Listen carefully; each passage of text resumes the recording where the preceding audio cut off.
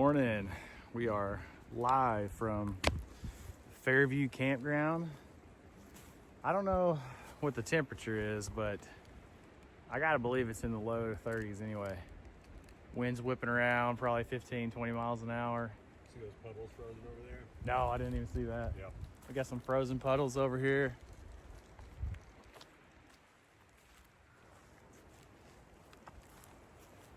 See our campsite behind me over there. We're kind of starting to put stuff away, but we got some mud puddles over here that are frozen over. Those are not our vehicles. We had some early arrivers this morning. Hey, there's Martin, brother from another mother over there, putting his stuff up. Yeah, it's windy. It was cold last night. Rained not last night but the night before. We were able to get a fire going last night. We were able to get a fire going this morning.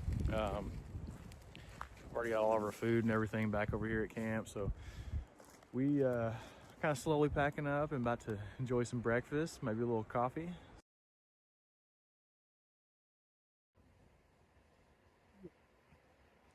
There's a book by Brian Thompson, he's head of the Ozark Society, called Blind Man Walking. Him and his basically legally blind friend hiked the AT. And, you know, they're like both in their 60s or whatever. So they were featured on Backpacking Podcast. No shit. I didn't realize it was from Arkansas. Yeah. The first chapter, I'll give you a copy. The first chapter of it, they went practice. They're both like older guys. Yeah. I've seen it. Yes. Their very first hike, because Brian was like, all right, man, well, because I guess the blind dude, whose name I forget, he's from Louisiana. They weren't in the greatest of shape, so they came up with the scheme, and Brian was a little worried. He wanted to hack it. So he's like, well, let's practice in Arkansas. So they did the OHT somewhere around White Rock. And the other guy got lost, and they had to call search and rescue for him. And you think that would have scuttered the whole deal, but the guy was like, no, we're doing it. And I hiked the whole I'll give it, reading it was sort of torture, because I was like, this sounds awesome. Like, and it's not like, they didn't do it all in like one through hike, you know, they chopped out the sections. This is like a doable thing, you know. Even with like a wife and kids and whatnot, like you take a week at a time, or 2 weeks at a time, right? Yeah. You said something yesterday. It's like we could have done this with 13. You know what I mean? Like take a year, wouldn't have mattered, right? Wouldn't matter at all. No big deal. You know. It's like in 2 or 3. Yeah. Yeah. Right. I mean, your whole 20s are just a joke. Nah, that's all bullshit. That's all bullshit. That is. I can confident about this, but that is correct. We get like on such a one-track mind, you know. Like, well, it's just capitalism. It's like we want to get you in the system. We want to get you in there as quick as possible. Yeah. We want you to have a house, a credit card, vehicle. Get you locked in, right? And then all that, you know. Jacob, you want your milk? You want to throw in the fire? This is my. Yeah, toss it back. I'll tell you. Yeah.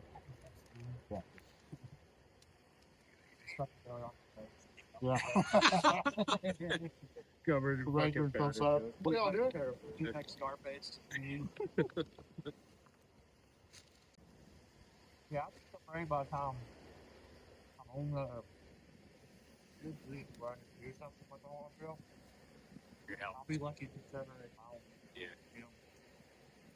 I mean, it seems to be, just from talking, it seemed like other dudes that work there. You can basically coast on like not being super into your health until sometime in your late 50s. Yeah. And then it seems like something happens.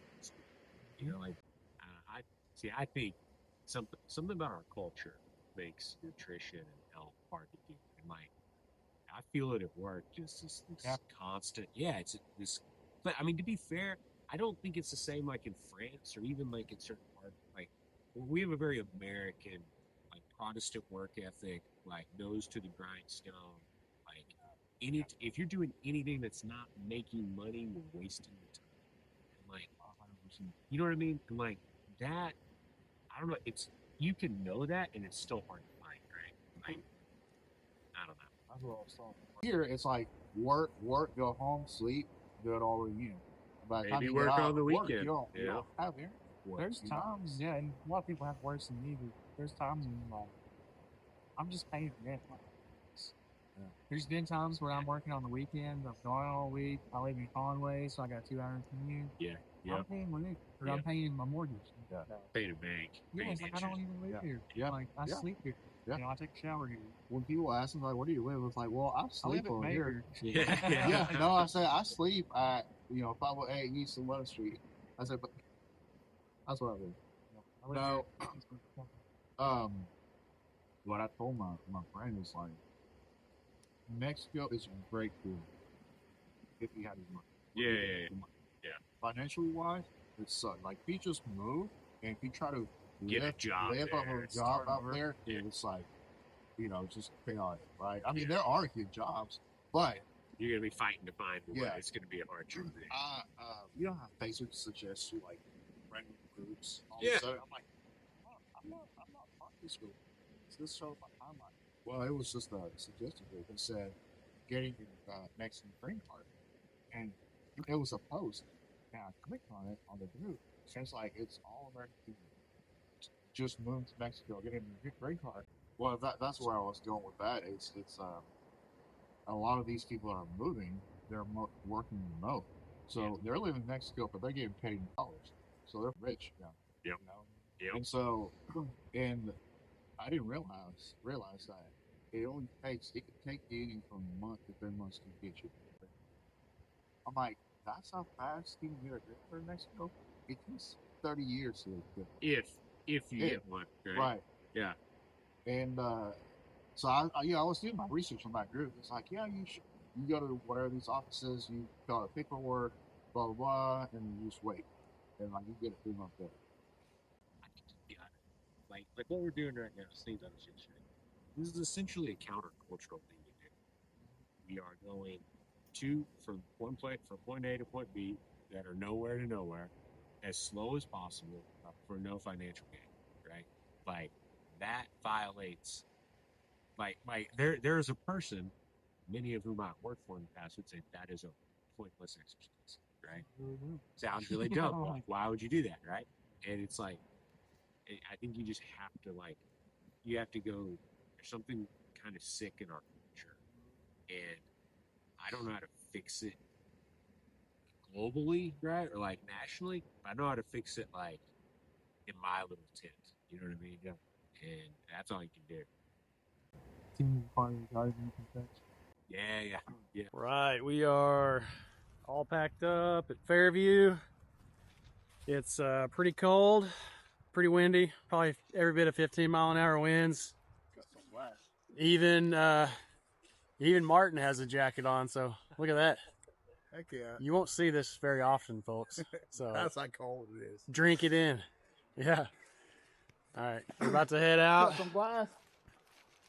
Jerry's ready to roll. His pack's a little bit lighter because he's been eating a lot of food. Hopefully he's done biting me, or bite someone else instead of me. I've taken about 3 or 4 hits so far. So. Anyways, we're about to hit the trail. I think we got about 6 or 7 miles to go. Mostly downhill or flat, no elevations, so should be good. Here we go. Right, here we go. Fixing to cross Highway 7.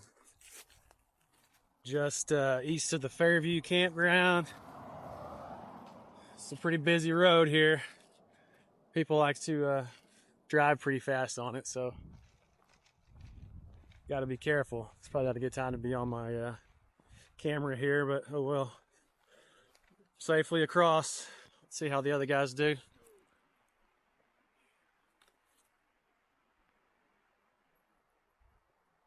Nice work.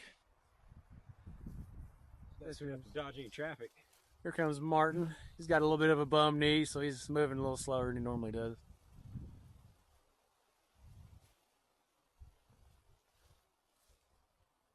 Looks clear to me, homie. Huh? Looks clear to me.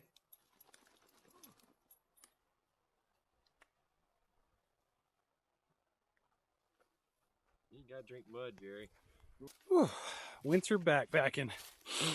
I know I mentioned this on my last trip. on the Buffalo River Trail, but I think I mostly just talked about layering. I meant to talk about some other things about winter backpacking, but I never got around to it. Plus, it didn't actually get well enough below freezing on my last trip that I really had to deal with some of the nuances of winter backpacking. But last night was not the case. It got down into the 20s last night, pretty chilly. And, you know, when it gets that cold or even colder, there's some things that you need to pay attention to. So for starters, your water filter, if it's in freezing temps for too long, you're gonna potentially compromise your filter. And on a lot of filters, there's no way of knowing if it's compromised or not. I know with the Platypus quick draw filter, which is what I brought today, you can twist off the cap where the clean water flows through, and there's a way to do an integrity check on that, so that's pretty cool. But what I usually do is take my water filter, put it in a Ziploc bag or something, and put it inside my hammock with me. That way my body heat is just keeping that thing from freezing all night long. Another thing you got to pay attention to is, you know, especially if you're out on a trip for 3-4 days or longer. On an overnight trip, it doesn't matter as much, but if you're out there for multiple days, you got to pay attention to your battery banks. If they're sitting around in the cold for too long, the cold will just zap all the juice out of them. So there's different ways to go about keeping your electronics warm. You know, you can keep them close to your body. You can put them in like some companies make cases out there that keep their phone insulated from the elements and keep it from the battery from draining. But that's something you got to think about. It's a pretty bad deal to wake up on third or fourth day of a trip and you've got no juice in anything because the cold zapped it all. So you got to think about that. But yeah, that's all I got for now. It's gonna keep on trucking.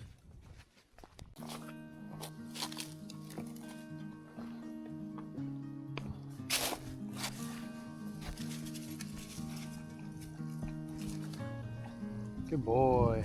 Good boy, Jerry.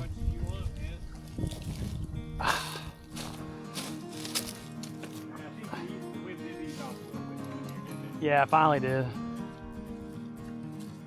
Took it a minute, but it has eased up. Ooh, all right, we're about 26, a little over 26 miles into the trail now. Beautiful day outside, but it is much colder today. We're on the east side of Highway 7, Fairview Mountain. Once we dropped down a little bit, we were able to escape some of that wind. That wind was pretty brutal this morning. We're doing good now. It's a nice, beautiful, sunny day. Still a little chilly, but as long as the wind's not whipping around, it's not bad. It's perfectly manageable. So we've got about 3 miles to finish up the trail and to finish up our journey, and probably get out of here. You know how we do. Try to go get some good food or something after this. Maybe some pizza, a little beer, something like that. Sounds pretty good. So we'll see you guys.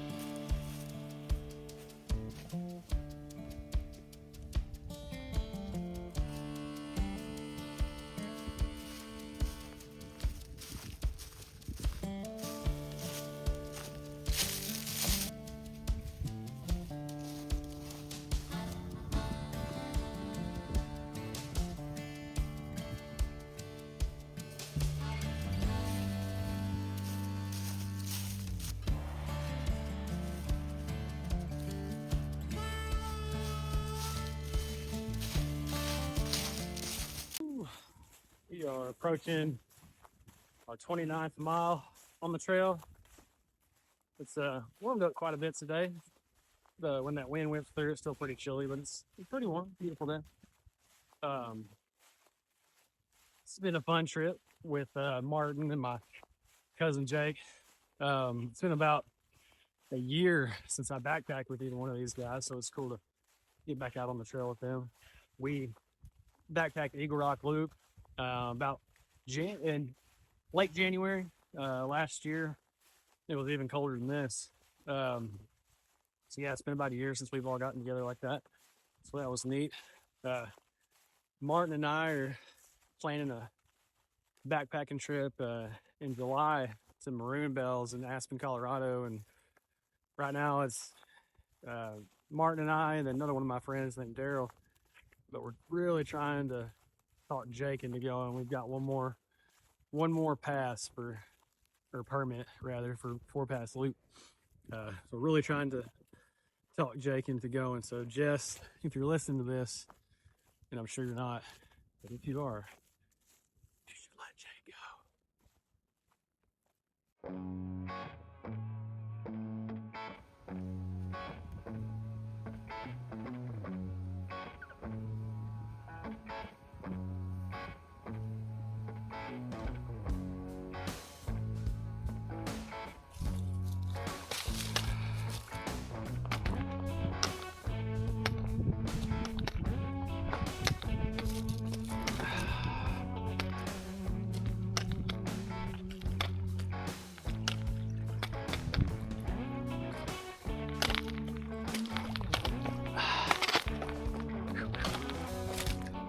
A little wet.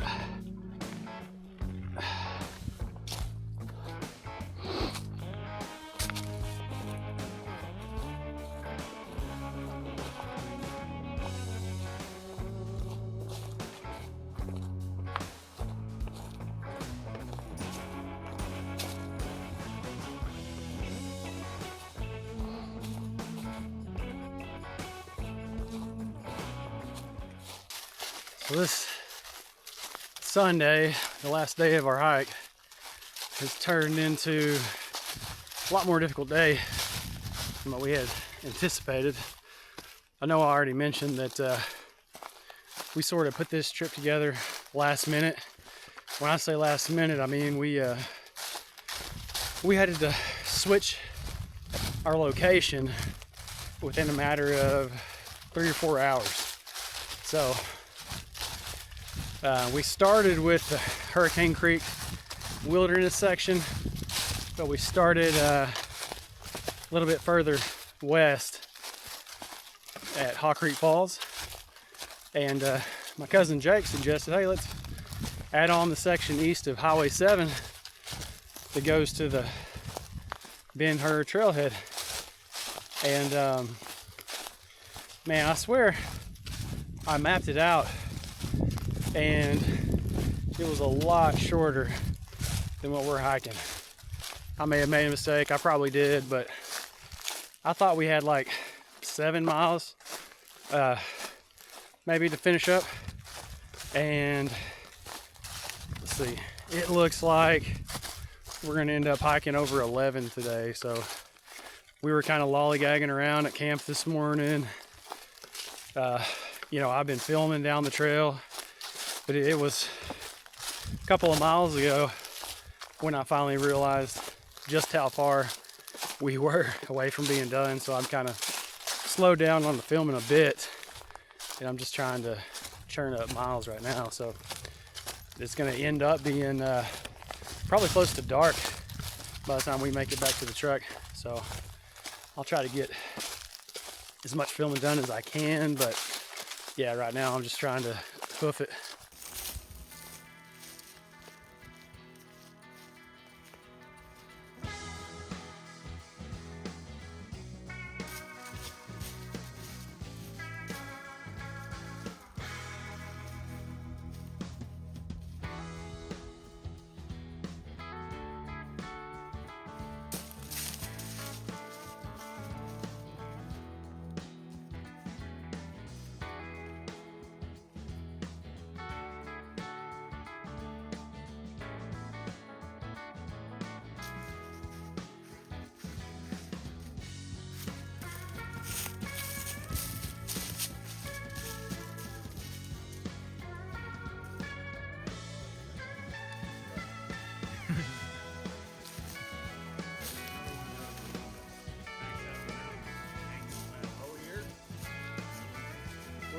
where's the damn pump? Yeah, about a mile and a half out, and we got a creek crossing to do. All right, we've got about a mile and a half left in the trail. We've got one more creek crossing to do, and I think a little hill to climb before we're done. But like I said, about a mile and a half and we're done. I'm about ready to go get something to eat, kick these feet up, maybe take a Epsom salt bath tonight. Be a good night for it.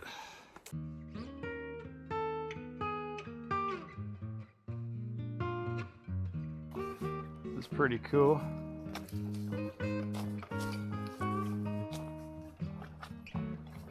Yeah, this is neat. Cool, huh? Yeah. It's super cool. This would be a cool place to throw up like a freestanding tent. Yeah. See somebody there, got their little fire right down here. Yeah. Jerry, Jerry, Jerry, Barry, Jerry, Barry. Woo!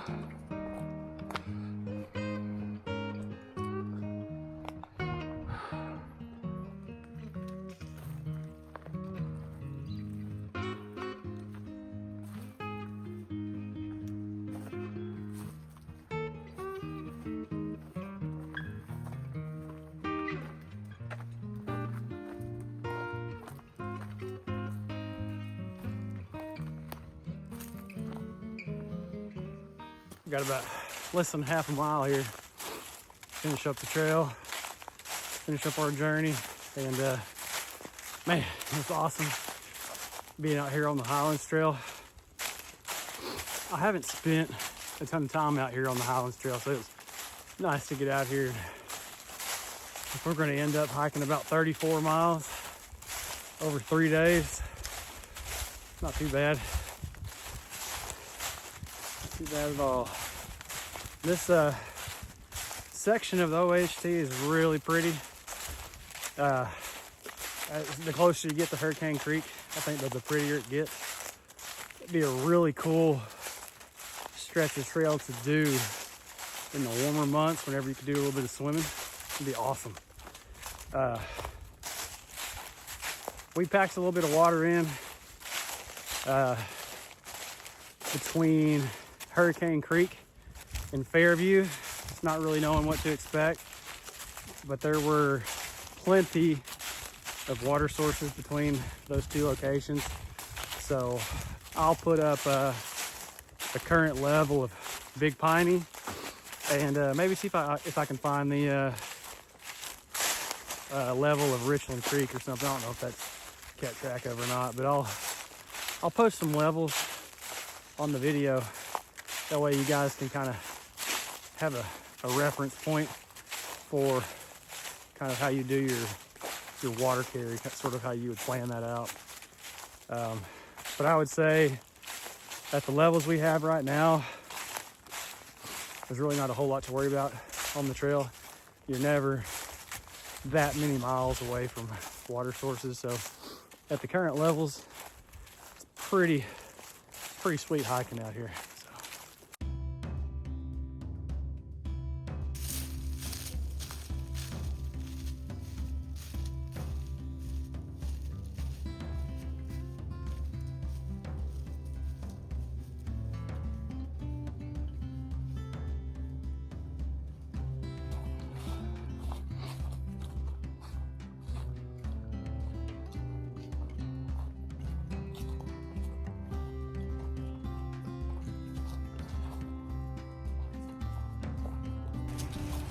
Ooh, baby.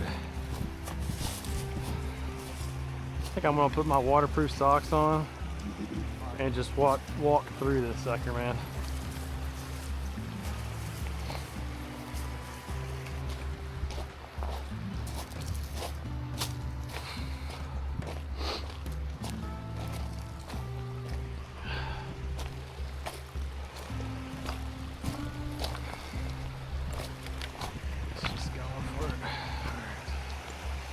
Here we go, fixing to cross Ridgeline Creek.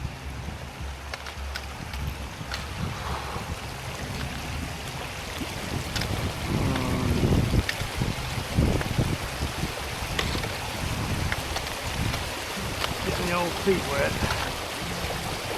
Yep.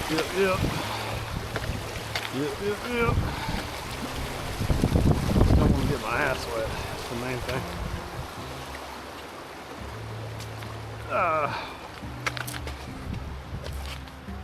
There we go. Still got some snow and ice over here. Pretty crazy. It's been a while since it snowed.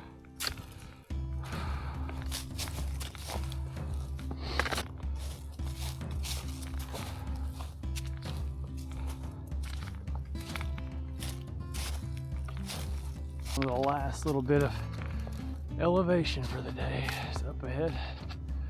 So here we go. Whew. We made it.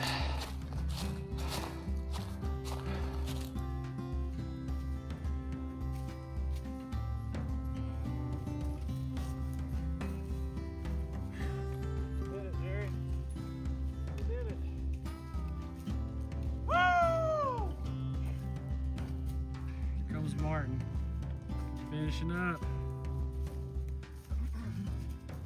I just finished up a little over 34 miles. We hiked a lot more than we thought we were gonna have to today, so I think we're all pretty well drained. Got our butts kicked a little bit today. You can go in there, right? But look at him. Yeah, he's done. Jerry's done. He said, I'm getting in the car. This is where I'm staying. Oh man. Come